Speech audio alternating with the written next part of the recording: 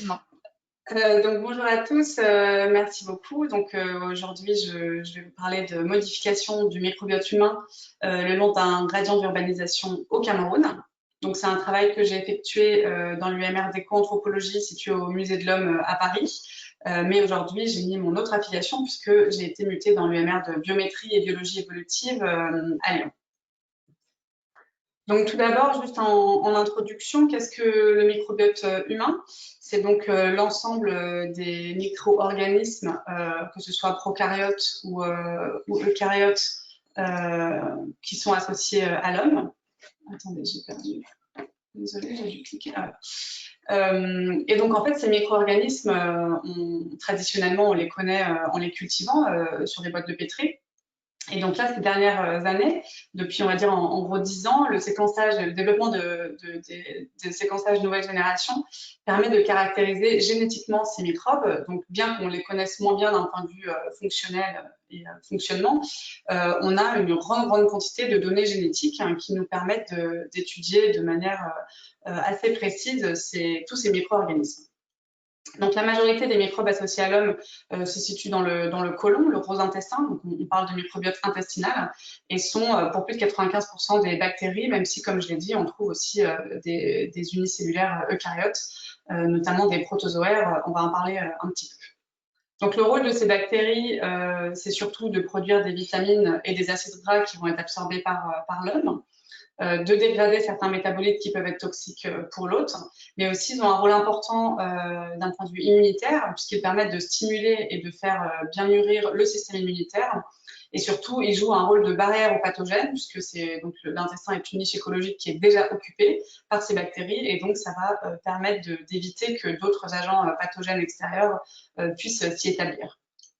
Donc, c'est véritablement une thématique qui est importante en santé humaine, puisque ces micro-organismes ont des implications assez importantes en santé. Quand on étudie le microbiote intestinal, enfin, ou le microbiote humain, n'importe quel microbiote, on peut distinguer deux aspects qui sont intéressants à regarder. Le premier, c'est la diversité de ce microbiote. Donc là, c'est le nombre d'espèces différentes.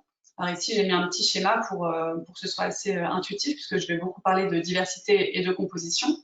Donc la diversité, ça va être le nombre d'espèces différentes trouvées. Donc là, par exemple, c'est 3 individus.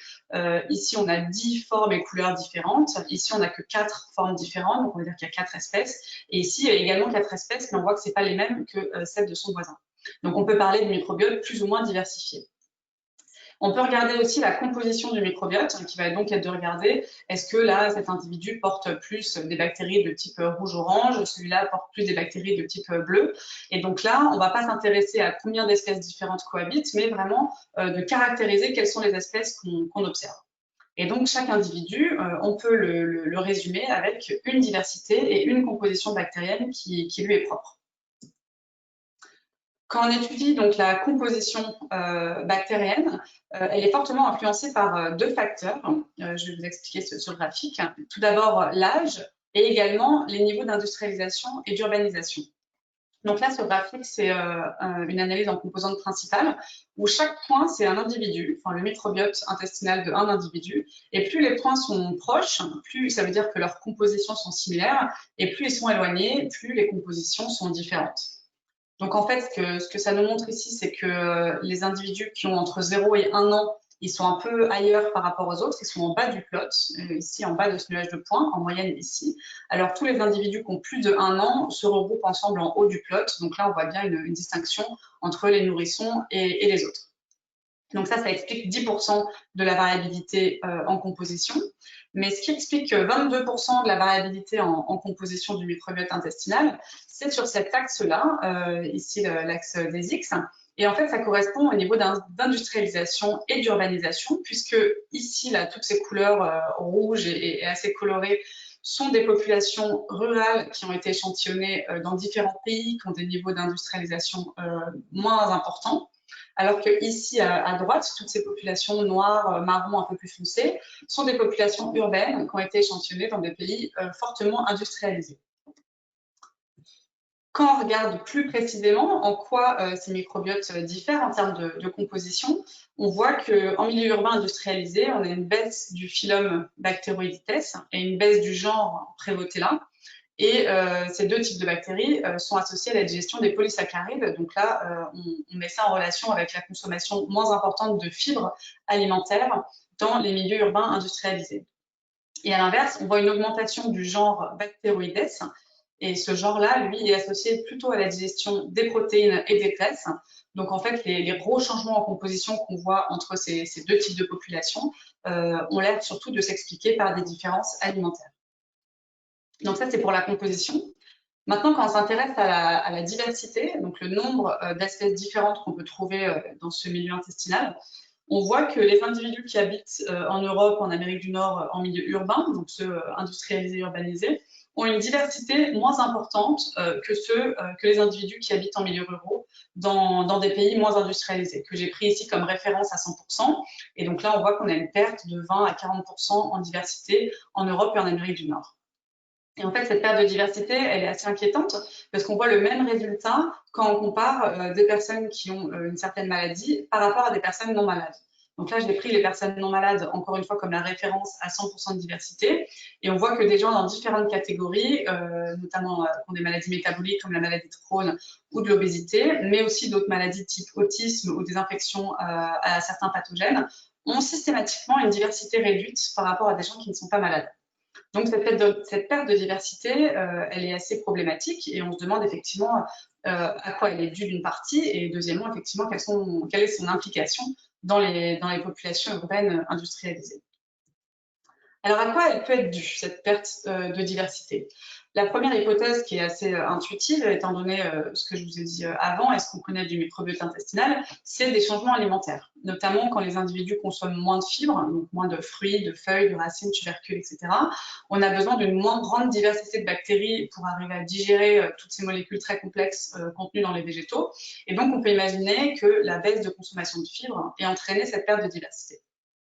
Une deuxième catégorie d'hypothèses possibles, c'est par rapport à la prise médicale.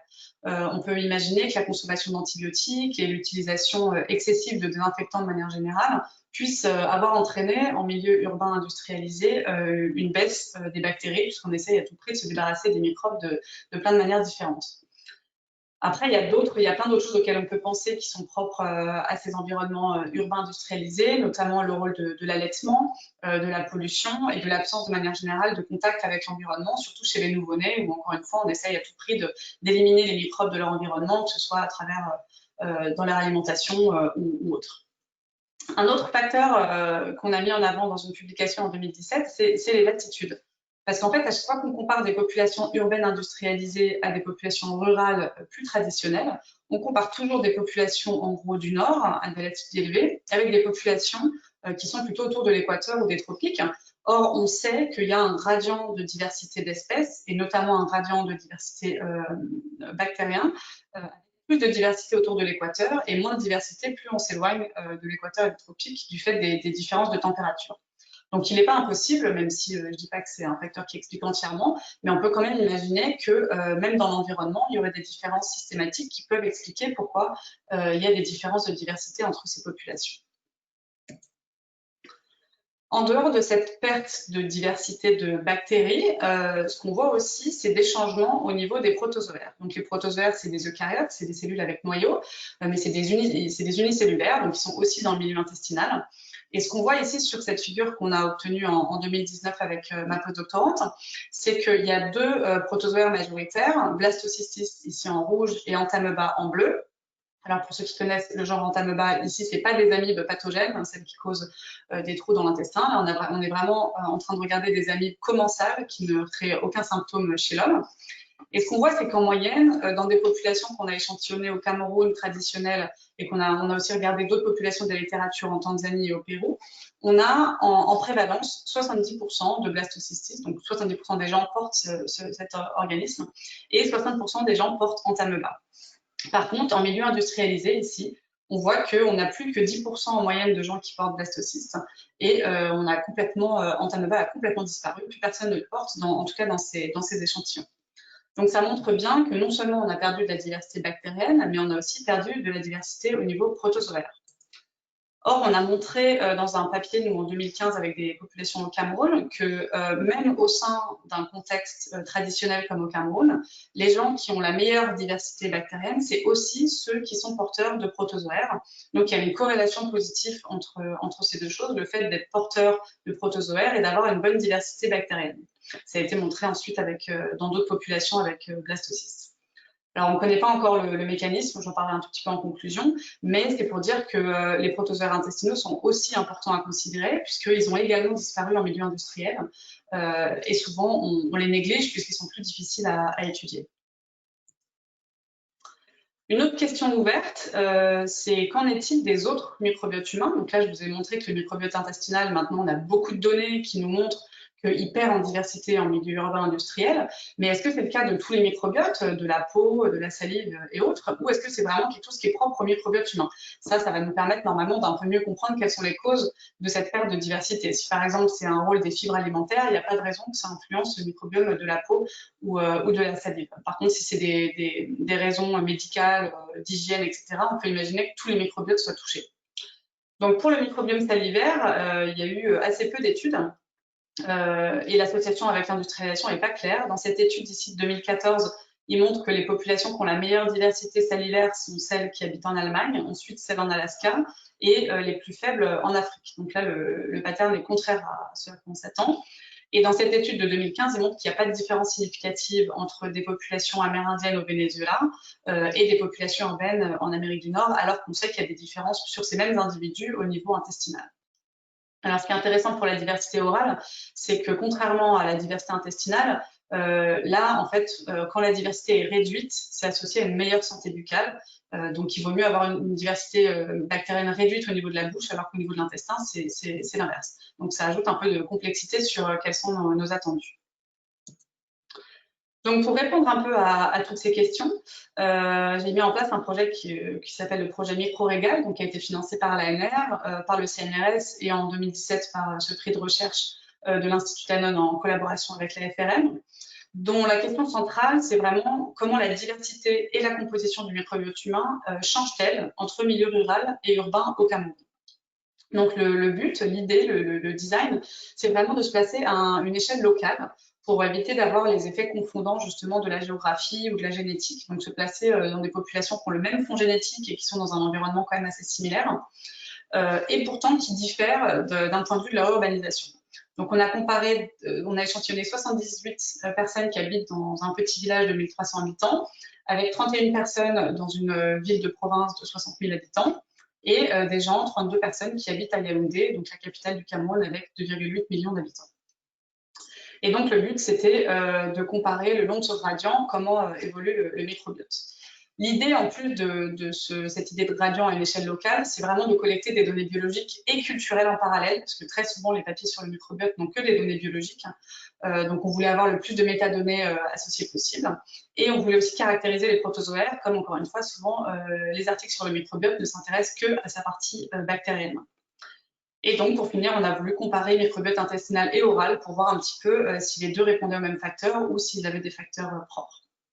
Donc, ça fait qu'on a collecté chez 141 individus de la matière fécale, de la salive, des données anthropométriques, parasitologiques et des questionnaires alimentaires, médicaux et ethnographiques. Et donc, tout ça s'est fait en collaboration avec l'IRD et le Centre Pasteur Cameroun. Et les résultats que je vais vous présenter ont été publiés cette année dans Scientific Reports. Alors, tout d'abord, qu'est-ce que milieu rural et milieu urbain? En tout cas, là où on a échantillonné nos populations. Donc, le milieu rural qu'on voit ici avec ces deux photos à gauche, il n'y avait pas d'eau potable. Les individus boivent de l'eau dans ce puits, dont l'eau est de très mauvaise qualité. On l'a fait analyser d'un point de vue bactériologique et il n'est pas propre à la consommation. Les maisons sont en terre, comme vous pouvez le voir. La cuisine est faite en extérieur sur de la terre aussi, donc assez proche de l'environnement, contrairement en ville où on a des environnements bétonnés, accès à de l'eau potable et de l'électricité. Alors, d'après les questionnaires, on a vu qu'en milieu rural, il y a plus d'enfants en moyenne, un niveau d'éducation moins important, donc ça c'est attendu, plus de gens qui fument, plus aussi de vers intestinaux dans les selles, donc ça c'est un marqueur de l'hygiène sanitaire, le fait qu'il y ait une moins bonne hygiène et notamment pas de présence de toilettes conventionnelles. Et puis pour l'alimentation, on a fait passer des questionnaires et on a vu que l'alimentation était, comme attendu, plus riche en feuilles, en manioc, en arachide, en vin de palme et plus pauvre en viande, produits laitiers et sucreries. Donc là, on a pu montrer avec des tests statistiques que ça collait avec les attendus. Conséquence certainement probable de cette alimentation, on a trouvé significativement plus de constipation en ville. Donc en fait, on évalue les selles qu'on échantillonne sur une échelle de 1 à 7, qui est l'échelle de Bristol, et il y avait plus d'individus constipés en ville. Par contre, il n'y avait pas de différence significative de BMI entre les trois populations, ni de la prévalence de ces protozoaires dont je vous ai parlé. Et pareil, il n'y avait pas de différence de consommation d'antibiotiques, sachant que dans les deux endroits, il y a une consommation quand même assez importante, puisque les populations ont accès à des antibiotiques sur le marché noir sans avoir à passer par une prescription médicale, et que donc la consommation est certainement pas toujours appropriée et excessive. Alors, le premier résultat sur la composition bactérienne intestinale. Donc, on a trouvé 2900 séquences génétiques différentes qui correspondent à 209 genres de bactéries. Donc, ici, vous voyez le camembert pour les bactéries urbaines à Yaoundé, ici les populations rurales et ici semi-urbaines. Donc, ce qu'on voit, c'est qu'il y a une diminution de Prevotella par rapport en ville par rapport en campagne. Et il y a aussi une diminution de Succinie vibrio ici en vert fluo qui ne se retrouve pas du tout en ville. Et ces deux genres de bactéries sont connus pour permettre la digestion, enfin sont associés à la consommation de fibres. Donc encore une fois, ça marque l'alimentation. Et à l'inverse, on voit une augmentation des bactéroïdes en ville ici en violet, qu'on ne trouve pas ici, et une augmentation des ruminococcacées en orange, qu'on trouve en moindre prévalence ici.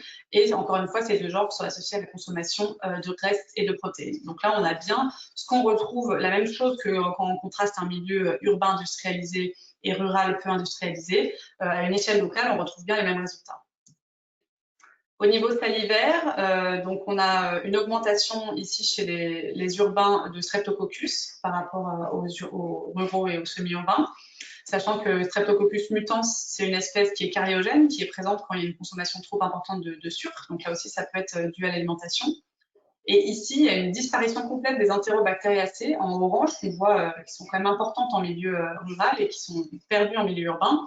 Et ces Enterobacteriaceae, en fait, normalement, sont transitoires dans la bouche. C'est plutôt des bactéries, un genre de bactéries qu'on trouve au niveau intestinal. Et quand on les trouve dans la bouche, c'est associé à une mauvaise hygiène buccale. Donc là, on n'a pas fait de questionnaire sur ce point-là en particulier, mais donc ça pourrait être lié au fait qu'il n'y a pas de brossage de dents et d'hygiène buccale en milieu rural et semi-urbain, en tout cas pas autant qu'en ville. Donc, malgré ces différences de composition qu'on voit qui reflètent bien les différences de consommation alimentaire, on n'a pas trouvé de différence de diversité. Ici, il y a donc milieu rural, semi-urbain et urbain au niveau intestinal et au niveau salivaire. Et ces trois box-plots ne sont pas significativement différents. Donc, là, il y a la même diversité en ville et en campagne au Cameroun, que ce soit pour le microbiote intestinal ou salivaire. Quand on a regardé qu'est-ce qui expliquait les différences de diversité entre individus, donc là, on a 7 indices de diversité différents parce qu'on peut calculer la diversité de différentes manières. On voit que ce qui explique le mieux la diversité dans nos données, c'est la présence et l'abondance d'entamoeba, donc le protozoaire intestinal, et également l'échelle de Bristol, donc est-ce que la consistance des selles, et ça c'est un résultat qui avait été montré aussi dans une autre étude en Belgique, que c'était le meilleur facteur prédictif de la diversité, c'était la consistance des selles. Quand on regarde la corrélation entre le microbiote intestinal et salivaire, ce qui est intéressant, c'est qu'on voit une corrélation qui est faible mais significativement positive. Donc là encore, on a 7 indices de diversité. On regarde est-ce que quand un individu a une bonne diversité au niveau intestinal, il a aussi une bonne diversité au niveau salivaire. Et donc c'est positif, ça veut dire que oui, quand l'un est divers, l'autre est aussi plus divers. Donc même si on sait pas, les mécanismes ne sont pas très clairs, on montre qu'il y a quand même une relation entre ce qui se passe au niveau salivaire et intestinal, possiblement parce que les bactéries intestinales sont en partie responsables des fois de coloniser ce qui se passe au niveau intestinal. Donc, en conclusion, dans notre setup, on a des populations rurales, semi-urbaines et urbaines qui diffèrent bien significativement en termes d'alimentation, d'hygiène et d'habitat. Ça se traduit en différence de composition intestinale qui reflète des changements alimentaires. En termes de composition salivaire, on a plutôt l'impression que ça reflète des changements d'hygiène. Mais pour autant, même si on a des différences au niveau culturel et que ça se transforme dans des différences de composition, on n'a pas de différence de diversité. que ce soit au niveau des bactéries ou des protozoaires, entre milieu rural et urbain. Et donc ça rejoint des études récentes qui montrent qu'il n'y avait pas non plus de différence entre milieu urbain et rural dans différents endroits, mais ces études n'avaient pas récupéré de variables culturelles, donc c'est toujours dur de savoir s'il y avait suffisamment de différences. Et souvent, ils peuvent comparer des petites villes avec des grandes villes, alors que là, on a vraiment comparé des populations qui avaient des habitats et des alimentations vraiment différentes. Donc la première possibilité, c'est que le changement de diversité, il arrive dans un deuxième lieu, après que la composition change. Et l'autre possibilité, c'est que la diversité ne répond pas aux mêmes facteurs que la composition, que la diversité n'est pas forcément très fortement influencée par l'alimentation, mais par contre pourrait répondre à des facteurs propres à l'industrialisation, comme l'environnement très aseptisé, des pratiques particulières autour du nouveau-né ou une consommation de médicaments propres à ces populations urbaines industrialisées. Par rapport aux protozoaires, on voit que la présence de protozoaires est vraiment le facteur le plus fortement associé à la fois aux différences de diversité et de composition du microbiote intestinal. Donc c'est vraiment un composant important à prendre en compte, qui est souvent négligé. Et quand il est présent, il est associé à une meilleure santé bactérienne. Comme je disais, le fait d'avoir des protozoaires, c'est associé à une plus grande diversité bactérienne et aussi à des types de bactéries qui sont plus anti-inflammatoires. Donc les mécanismes d'interaction, ça pourrait être quelque chose d'indirect, les protozoaires agissent sur le système immunitaire de l'hôte qui agit même sur les bactéries. Ça pourrait être direct à travers de la prédation ou de la suppression de certaines molécules qui régulent les bactéries, ou ça peut être dans l'autre sens, ça peut être qu'un type de microbiote bactérien intestinal rend plus ou moins susceptible un individu à être colonisé par des protozoaires. Et donc là, pour l'instant, ça reste vraiment une question complètement ouverte. Ouais, je vais passer là-dessus. Donc en perspective, on s'intéresse là maintenant aux différences fonctionnelles entre ces individus, donc en utilisant des données métagénomiques qui nous permettent non seulement de savoir quelles bactéries sont présentes, mais également quels gènes sont présents pour pouvoir avoir des informations un peu plus fonctionnelles. On s'intéresse aussi à la biogéographie des souches. Donc, en gros, là, l'idée, c'est de se poser la question de la différenciation génétique à l'intérieur des espèces bactériennes. Par exemple, ici, vous voyez une espèce bactérienne, et quand on regarde en fait sa diversité génétique, on voit qu'il y a 3 groupes qui pourraient être équivalents à 3 souches. Et ce qui est intéressant, c'est qu'il y a une souche qui n'est trouvée que dans les populations chinoises, ici en rouge. Donc, tous les individus qui habitent en Chine ont une souche particulière, alors que ceux qui habitent ailleurs dans le monde ont d'autres souches. Et donc ça pose des questions évidemment sur est-ce qu'il y a eu de la coadaptation entre un environnement particulier et une souche particulière. Et donc ça, c'est des travaux qu'on est en train de commencer. On s'intéresse aussi aux pressions de sélection sur les génomes bactériens pour essayer de voir est-ce qu'il y a des bactéries qui répondent très fortement au changement de mode de vie entre milieu rural et urbain. Est-ce qu'il y a des bactéries qui sont soumises à plus de contraintes que d'autres? Donc pour conclure, je voudrais évidemment remercier tous les participants à cette étude au Cameroun, sans lesquels ça n'aurait pas été possible. Mes collaborateurs au Musée de l'Homme et notamment Anna Lockmer, qui était ma postdoctorante et qui a mené entièrement ce travail, même si c'est moi qui le présente aujourd'hui, c'est vraiment son travail, ainsi qu'évidemment les collaborateurs au Cameroun, mais pas seulement, qui ont permis à ce projet de se réaliser. Et merci à vous pour votre attention.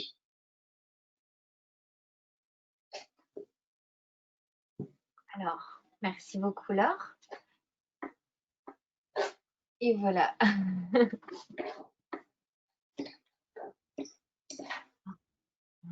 Alors. J'espère que je n'ai pas été trop longue, j'étais dans les temps. Quand on est en plein écran, on ne voit plus trop l'heure qu'il est. C'est parfait. On vous écoute, professeur Brucker. Vous m'entendez? Très bien.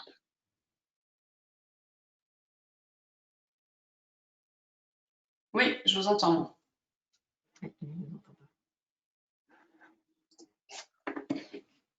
Oui. C'est bon, vous m'entendez ou pas? Oui. Donc, merci pour cette présentation extrêmement claire. Si je peux commencer par une petite question sur l'alimentation au milieu urbain. Est-ce qu'elle est beaucoup plus hétérogène qu'en milieu rural? Et est-ce qu'il y a une partie de cette population urbaine qui a gardé une alimentation très traditionnelle? Oui et non, c'est sûr que donc là on est dans un milieu urbain. En fait, le milieu urbain de manière générale est beaucoup plus hétérogène que le milieu rural, puisqu'il va y avoir des considérations sur les niveaux socio-économiques qui sont plus importants effectivement qu'en milieu rural. Donc nous, on a choisi d'échantillonner un quartier précis de la ville qui était effectivement, comme peut-être vous l'avez vu sur les photos, pas non plus un quartier de business très fortement commercial. Donc ça reste quand même dans des individus qui sont pas au niveau socio-économique les plus élevés à Yaoundé. Il y a plus d'hétérogénéité, je dirais que oui. Alors je l'ai pas testé, je pourrais regarder effectivement la variance. D'expérience, je dirais que oui, parce qu'il y avait quand même des notions de préférence d'individus qui disaient sur le petit déjeuner ou sur les repas, moi je préfère ci, moi je préfère ça. Alors que c'est vrai qu'en milieu rural, pour le coup, c'est quand même assez contraint par la disponibilité des aliments. Et déjà, il y avait moins d'aliments disponibles, donc moins de choix. Et j'ai eu l'impression qu'il y avait effectivement moins de facteurs personnels qui rentraient en jeu. Mais c'est un feeling que je ne l'ai pas testé formellement. Voilà, et c'est vrai que le milieu urbain est fascinant parce qu'on pourrait rééchantillonner 30 individus pour refléter une ville. Évidemment, ça ne va pas capturer du tout toute la variabilité de ce milieu urbain qui est complexe. Donc, je pense que ça aurait nécessité d'aller dans différents quartiers, différents milieux socio-économiques pour bien refléter ce qui se passe. Et déjà, j'étais contente qu'il y ait autant de différences significatives d'alimentation parce qu'il y a quand même des vraies différences alimentaires. Mais oui, en ville, ils ont quand même évidemment une alimentation qui reste relativement traditionnelle par rapport à ce qu'on peut connaître ailleurs dans d'autres pays. C'est juste un peu plus gras, un peu plus sucré et moins riche en fibres. Mais c'est pas non plus excessivement différent.